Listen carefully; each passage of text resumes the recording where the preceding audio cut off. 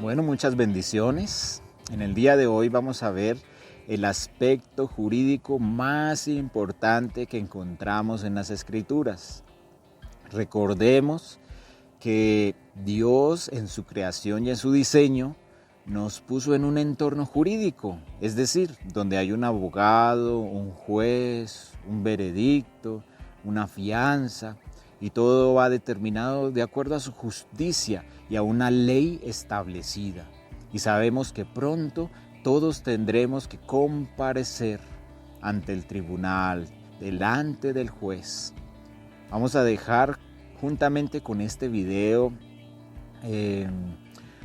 como ejercicio unas escrituras donde les pido por favor que leamos esas escrituras que quedan como ejercicio. ¿Para qué?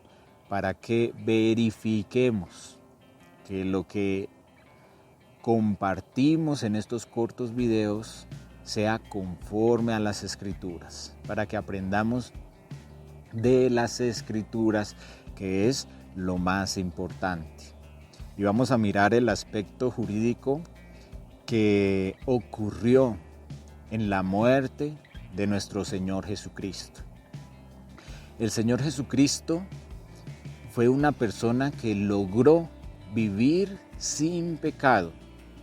La consecuencia del pecado es la muerte. No solo la muerte física, sino muerte en el significado tal de la palabra en las Escrituras, significa separación. Y el Señor Jesús sabía que en algún momento también iba a ser separado de su Padre. Su Padre, que era tan importante para él. Desde pequeño él decía: en los negocios de mi Padre debo estar.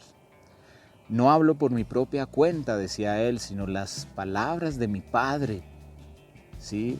He venido a mostrar la voluntad de mi Padre, a revelar el nombre de mi Padre. Y él en algún momento en la cruz tuvo que decir: oh Padre, ¿por qué me has desamparado?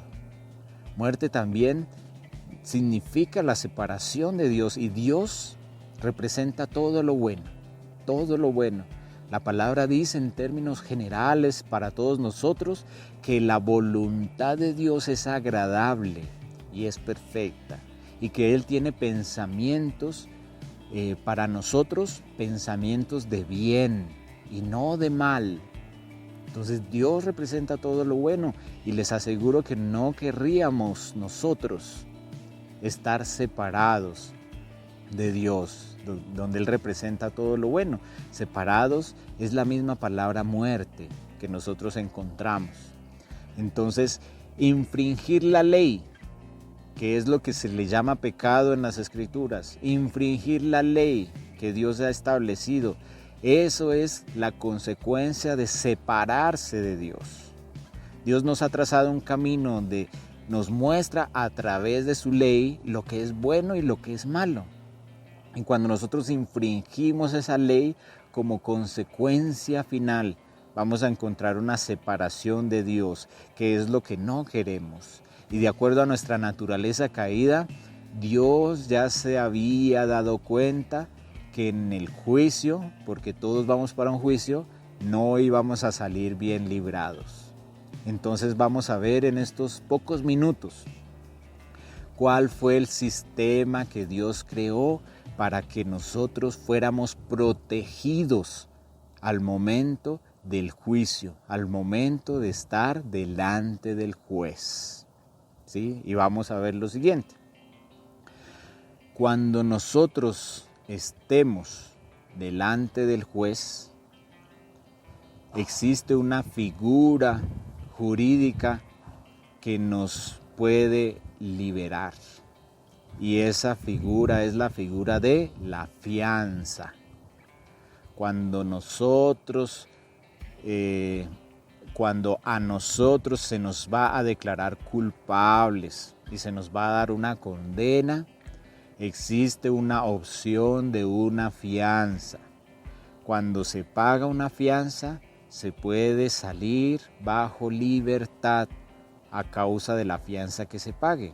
¿Sí se han dado cuenta? Entonces, esa fianza no puede ser cualquier valor.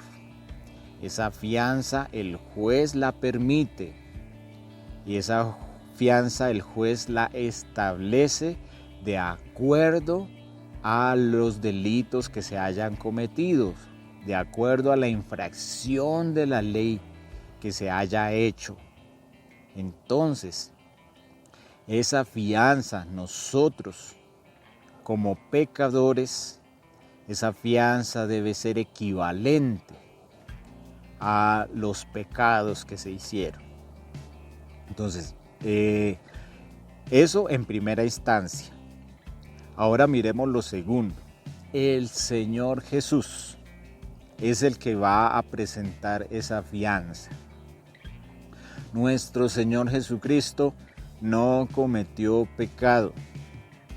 Él, siendo en forma de hombre, habiéndose hecho siervo, habiendo sido tentado en todo, habiendo vivido como cada uno de nosotros, logró, por amor a su Padre, logró con valentía y por obediencia no pecar. Él logró vivir sin pecado. Pero ¿qué ocurrió? Aunque fue un hombre sin pecado, recibió castigo tremendo. Recibió sufrimiento, azotes, humillación, tortura.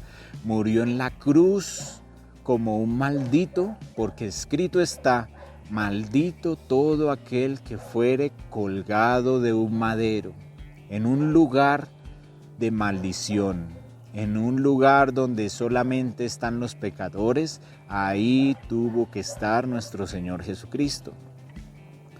Pero pensemos en otro aspecto jurídico que nos ayuda a armar todo esto que estamos viendo, y es lo siguiente. Cuando una persona inocente es condenada y al poco tiempo se demuestra que en realidad es inocente, no se puede simplemente decirle 1000 disculpas, en realidad usted es inocente, por favor recupere su libertad. Eso no es así tan sencillo. Analicemos.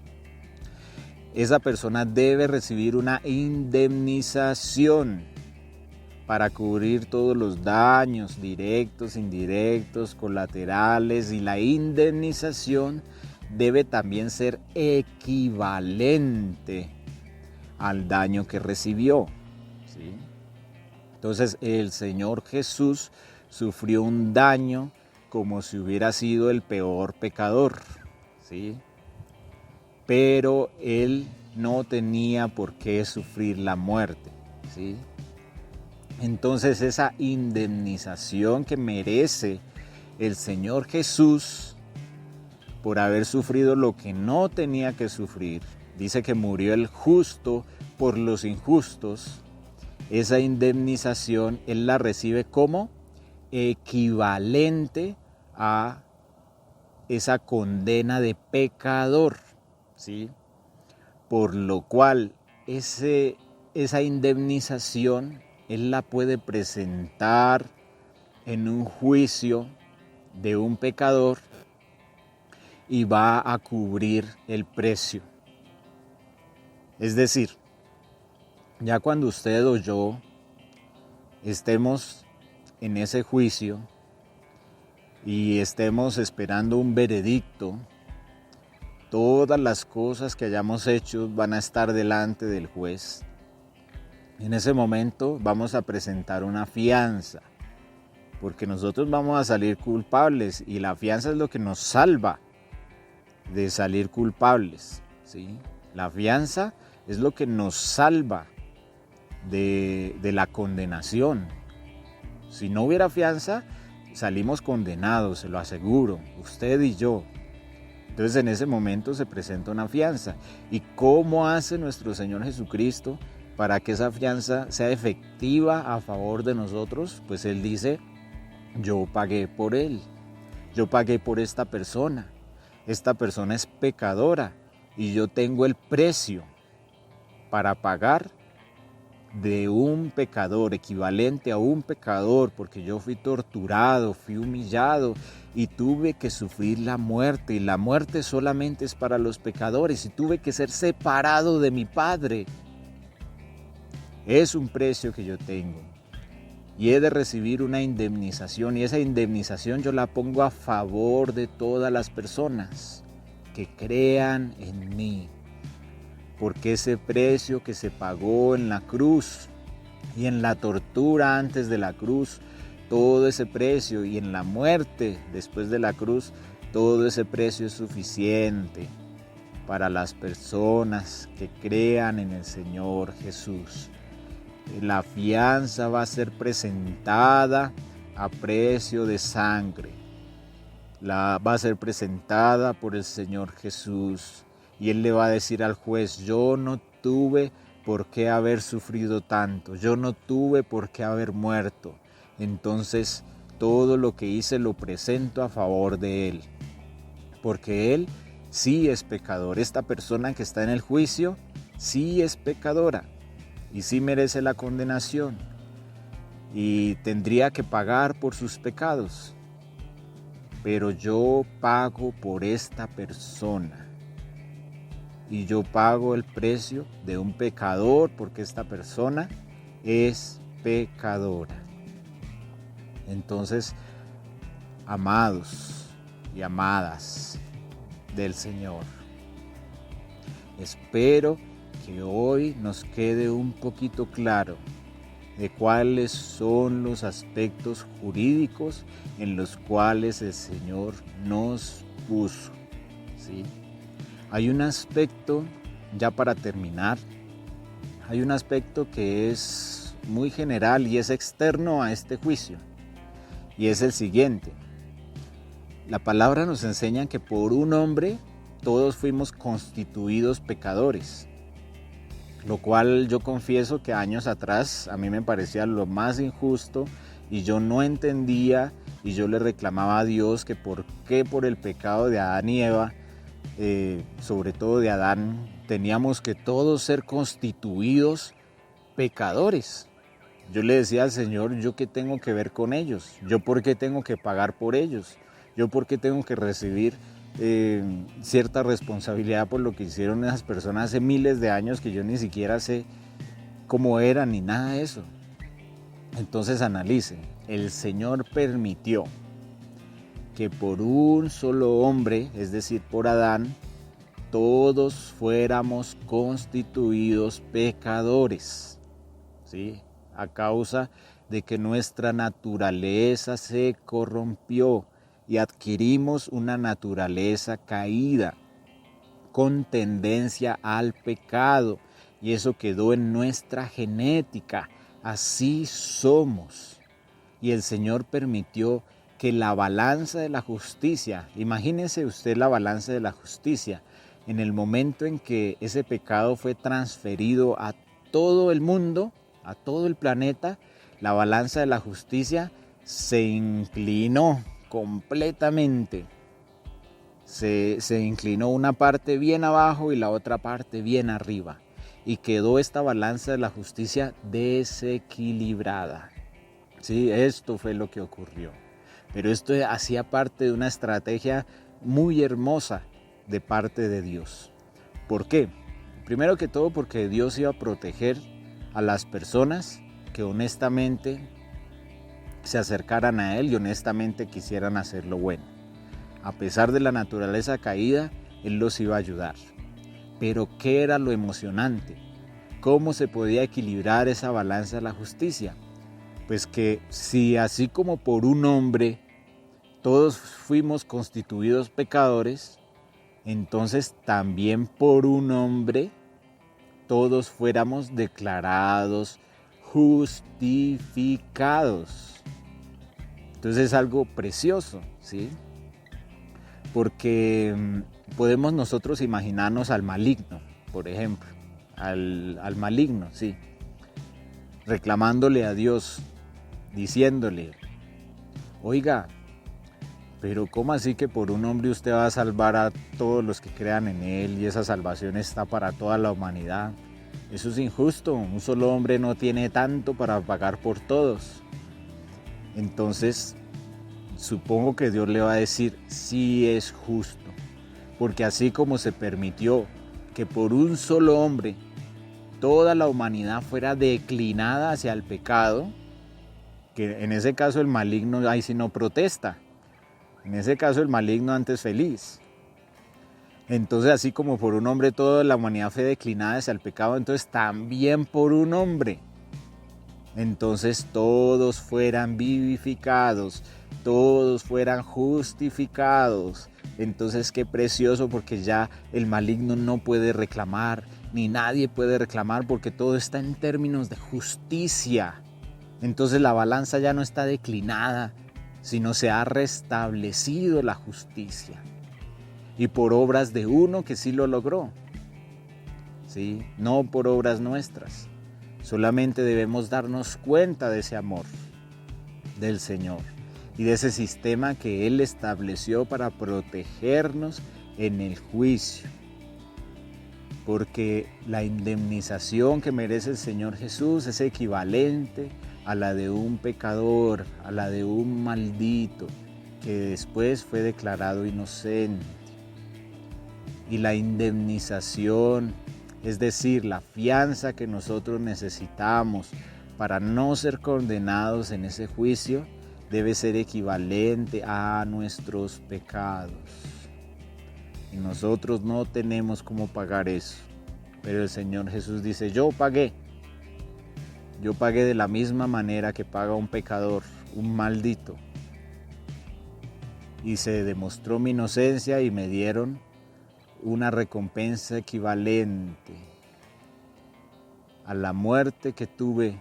Recibí vida equivalente, y esa vida equivalente la pongo como fianza para esta persona, no solamente para que no sea condenada, sino que para que cuando salgamos de este juicio sea restituida y sean cambiados sus vestidos y sea colocado un anillo de autoridad y pueda entrar a un reino y pueda ser una persona establecida conforme a la imagen y semejanza de Dios.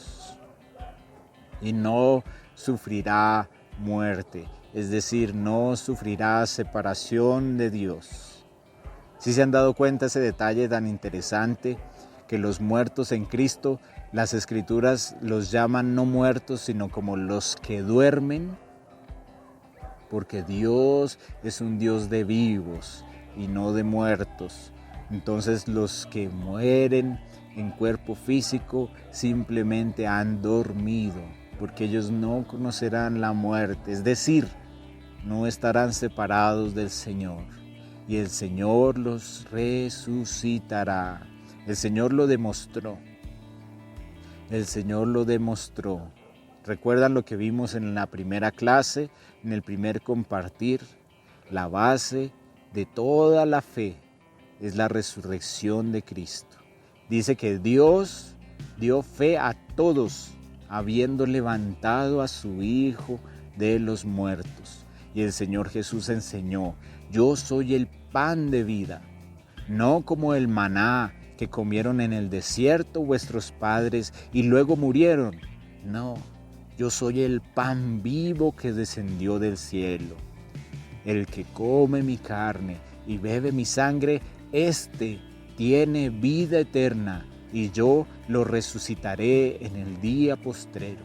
Entonces la muerte ya no se enseñoreará de nosotros, porque ya tuvimos a alguien que murió y nos hizo partícipes de ese sufrimiento, nos hizo partícipes de esa cruz, nos hizo partícipes de la muerte, para que nosotros pudiéramos presentar delante del juez que ya pagamos por nuestros pecados, que lo hizo Cristo por nosotros.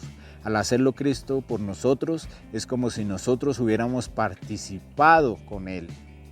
Y no solamente nos hizo partícipes de su sufrimiento, de su cruz y de su muerte, sino también de su resurrección, de su gloria y del tiempo venidero, de su reino.